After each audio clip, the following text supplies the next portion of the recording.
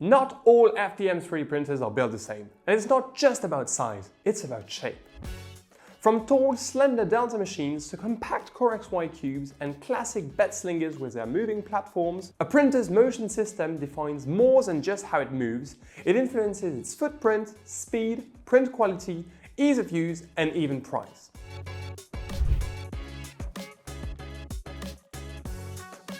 In FDM 3D printing, the motion system controls how the printhead and bed move through space. It affects speed, accuracy, noise, reliability, and even the size of the parts you can print. If you've ever wondered why some machines vibrate at high speeds while others stay rock solid, or why certain printers are better suited for enclosures or specific materials, the answer often lies in the geometry of their motion system. Today, we'll compare the most common types of motion systems used in FDM printers and explore what makes each one unique. Let's start with the most common one, the Bedslinger.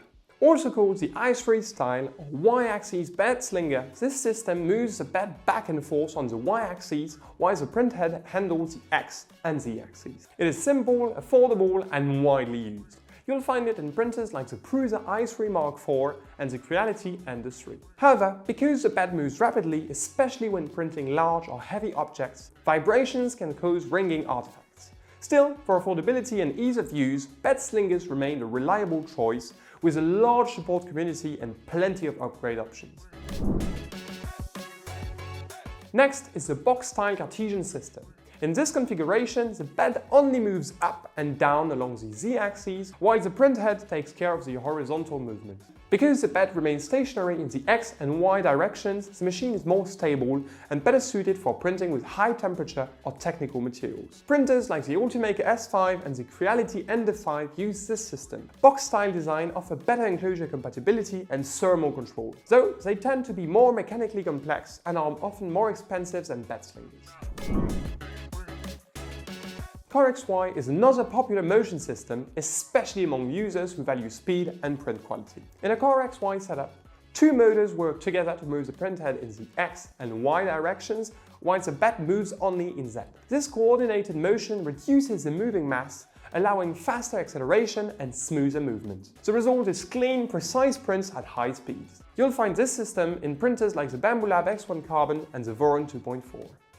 CoreXY systems offer excellent performance, but they require precise assembly and tuning to function optimally. Delta printers feature a distinct design with 3 vertical towers and a central printhead suspended by arms.